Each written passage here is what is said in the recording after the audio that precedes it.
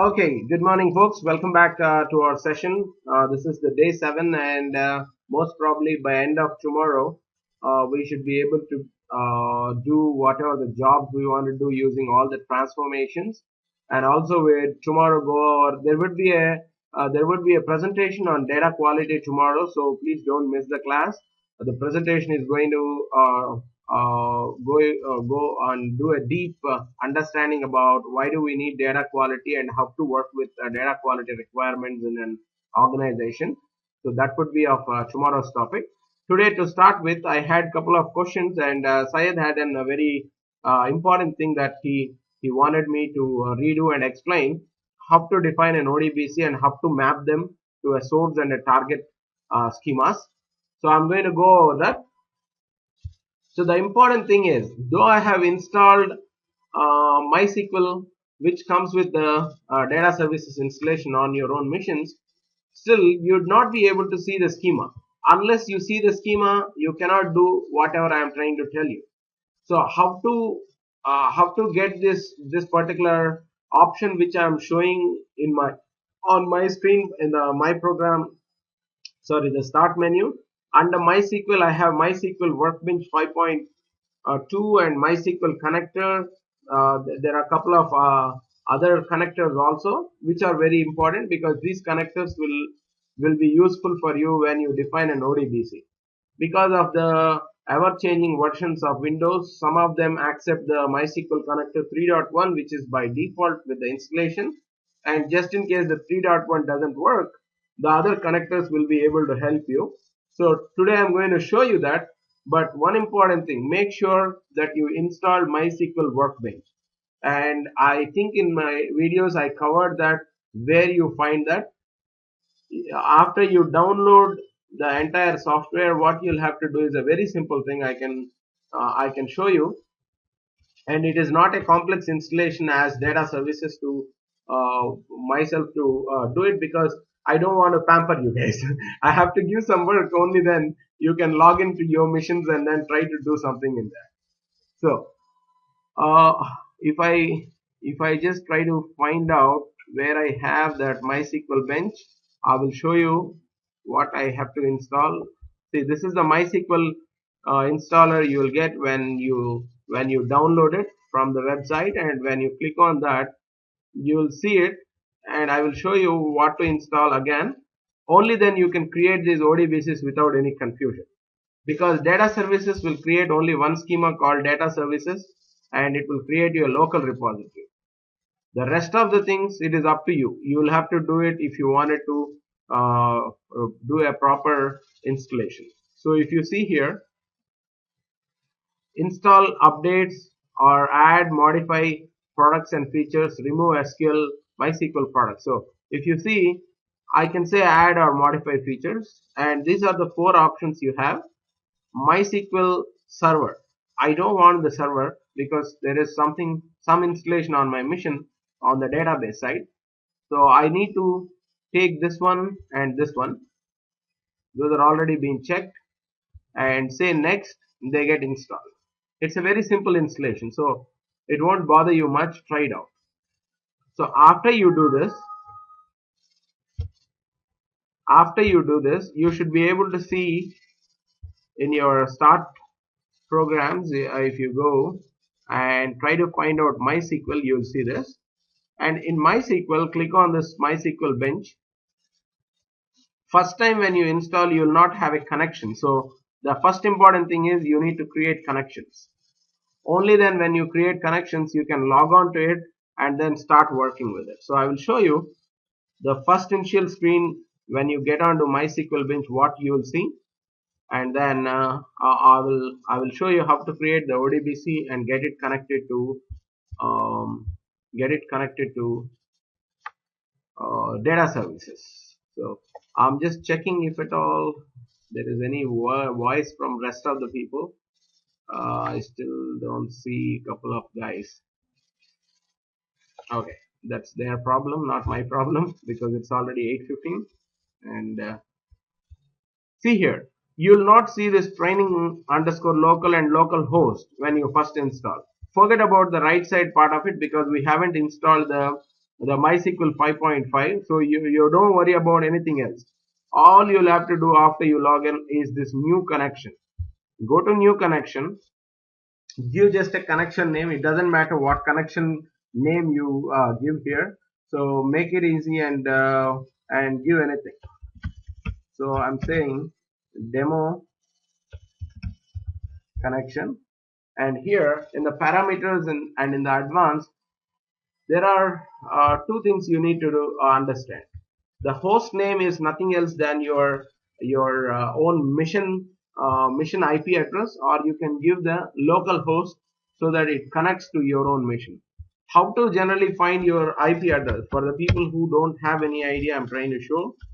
If you say ipconfig, go to your command prompt and type ipconfig, you should be able to see your IP address. So these are the IP addresses it is displaying, but whatever you see on the other side, it is kind of the server IP, which is based on my internet connection. Don't get confused too much. The simple thing we can say is localhost, so that there is no worry, it gets connected. And by default, everyone will have an username called root, because that comes with the default installation. So if you are using root uh, as your username, that is fine. For few other guys, I have created the username with their own names. Like for example, for Krishna, I gave it as Krishna and a password. For Hilal, I did that. For one of them, it was not working. That is only because I did not have rights on their mission to do that. So that's for one of them. I don't remember whether it's for Shauri or for Syed. I have given them their username as root itself. So as a common thing, I'm using root, and then the default password. The default password for what? Sorry, this is default schema, but you don't have an option if you see there is no password option. So store in vault. If you click that, you get the password option. Here you will have to give your password. So I think the default password I have given for every one of you is capital PASS @123. So PAS PAS @123 is your default password. I think that was the same for every one of you. So it got stored. Default schema, you can pick any of the schemas that you know, but by default you have only one schema in your installation. So you say schema name is data services and click on test connection. Connect it to MySQL host with the user root. So it's saved this connection forever. See here, the demo connection is here. This is the one which I created now, and you'll have to do in the same way. After creating the connection, if you double click on the connection, you'll be able to log on to the SQL editor. So this is the place where I was executing everything. Currently it is being set up in that way so that I have everything, and root user will have access to every damn function or table or procedure, whatever you have created, because root is the administrator. So without giving any permissions, you can see everything whatever is in here. So after I came here, for you guys, you will not see any of this. You will have to do your own. You would only see a schema called data services, and if you want to create an EDW, ODS, and this central repository, and I'm using this as my profiler repository, I did it myself. What you'll have to do is right click and say new schema. Okay, I clicked at the wrong spot. In the schemas, in the open space, say create schema, and here you can give any schema name you want and say server default. That's okay. This is the code page which it uses the ASCII or UT8 the time formats and everything. Say server default, that should be fine, and say apply, and it creates a schema for you. So you have a new schema which is I created now. Under that you go run your create table. It should create tables for you, and you can insert data under it. Everything works fine. Just to make sure that you are inserting into the right schema, always append the data store name, or here the schema name before your table name or any insert statement. I mean, when I say table name, it is like select star from any of these tables, ODS dot so and so. For example, if I go to ODS schema, I see a lot of tables here. What I am telling is, you will have to do it like this: select star from ODS dot ODS underscore delivery. So in the same way, if you give the schema name while even you create the tables, that is the best way to create. Or else they get created in a default schema. Whatever you have put as a default, it gets created there. If you don't want it to override and say ODS, then what you'll have to do is click on that schema and say set it as a default schema. If you do this without giving the owner name, it gets executed and it will point to the same schema. So that is, you'll have to do all this manually, guys. So you'll have to actually understand this.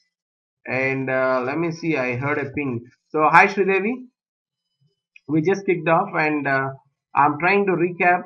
There was a question asking me how to create the ODBC connectivity and how to link it to data services, and I'm trying to do that for everyone of the people in the room, because that is very important. And Syed told like it is missing in my videos that could have happened, so I'm trying to show it again.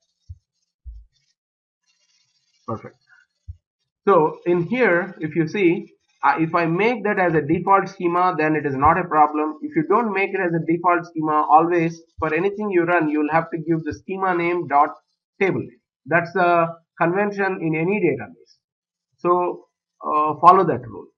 And now after everything is set up here, that's where comes the ODBC connectivity and how to link it. There are two ways. You can do your ODBC connection from here, or you can also do it from your program files. You go to the administrator module in the control panel. I will show you the actual way, but later on you can decide you want the shortcut or the regular way. If you go to system, here is administrator tools, and you should find the ODBC here. This is the same ODBC which gets linked there. So if you double click on this, you see an user DSN, system DSN. So I don't have any user DSNs defined. The reason is, user DSN, you can have multiple users on your machine, right? In generally, what we do is we put a guest user, and if multiple people are using the computer, we create Krishna, we create one separate login for Ashok and separate login for anyone. So if you create an user DSN, it will be specific for that user. So better create the system DSN so that it is common for all. If you see, I have created 3 DNS here: central, local, and profiler. For you guys, how many ever DSNs you wanted to create, you can obviously do that, but make sure you do it in a right way. Because if you have everything in one schema, it is going to be very complex for you to understand which is which. So better create multiple DSNs and multiple schemas so that you point them correctly. So you will not see any of this. So you'll have to say add. And here, if you see, this is the MySQL installer